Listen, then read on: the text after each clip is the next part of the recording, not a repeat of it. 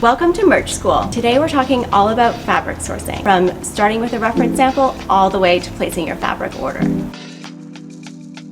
Most of the time, we start with a reference sample and we try to match that sample as closely as possible. When it comes to fabric, you're talking about the weight of the fabric, the composition of the fabric, whether it has stretch or not, and whether the hand feel is dry or soft.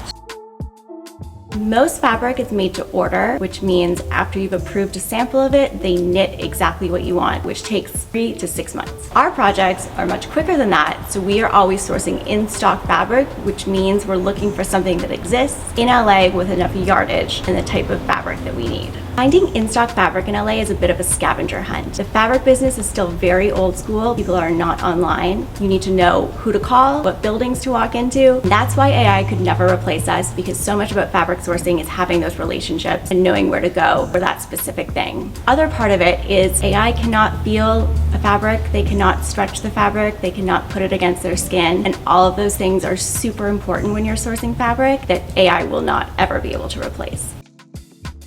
We're really lucky to be in LA. They have the most fabric knitting probably in the entire US in downtown Los Angeles. Specifically, LA is really good at knits, means sweatshirt and sweatpant fabric. There is a ton of variation and color and weights, and usually you can find whatever you're looking for. If you don't live in LA, your best bet is to find one of the bigger mills in Los Angeles online, try and develop a relationship over the phone with them.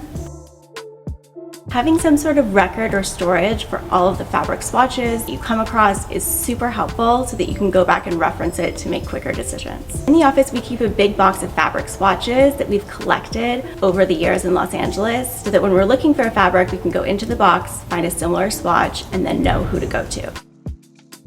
A couple of things to look out for when sourcing fabric. One is the weight of the fabric, and that basically means how heavy or light does it feel in your hand. There is a formal measurement system, but we'll talk about that in another video. Second is stretch or no stretch. And when you're looking for stretch, you're looking for the recovery, which means when you spread it apart and you stretch it, how quickly does it snap back into place? Next, you're looking at the face of the fabric and the back of the fabric and how those have been knit. Usually there's different weaves, which gives it a different texture. Next is color, and color can be the trickiest. Different types of yarn take in color differently.